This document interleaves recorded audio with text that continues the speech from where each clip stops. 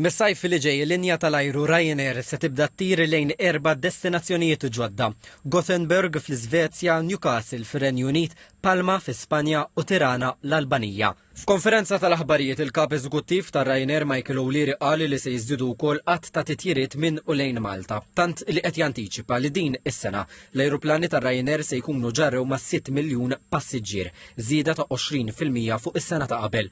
Ħabbar ukoll żieda fil-frekwenza tat titjiriet fuq 40 rotta fosthom Milan, Vienna, Londra u Madrid.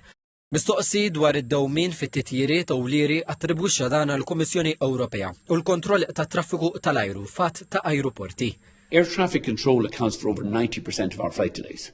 And if you would fix Europe's air traffic control, you would eliminate 90% of our flight delays and the flight delays of most other European airlines.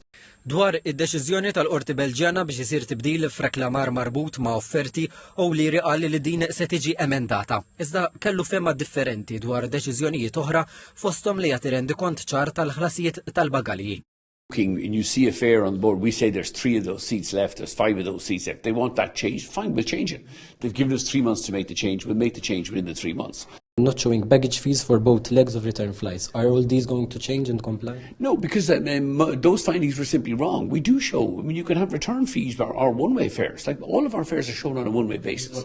Il-kap eżekuttiv ta' Ryanair qal li għas-sajf li ġej il-kumpanija mistennija żżid id-9 ajruplan mal-flotta tal-Malta Air b'investiment ta' madwar 755 miljun euro. Qal li dan ifisser aktar xogħlijiet ta' kwalità minn bdoti u membri tal-ekwipaġġ sa' ħaddiema fil-hangars ta' Malta bil-kumpanija palissa tħaddem kważi 5,000 ħaddiem f'Malta.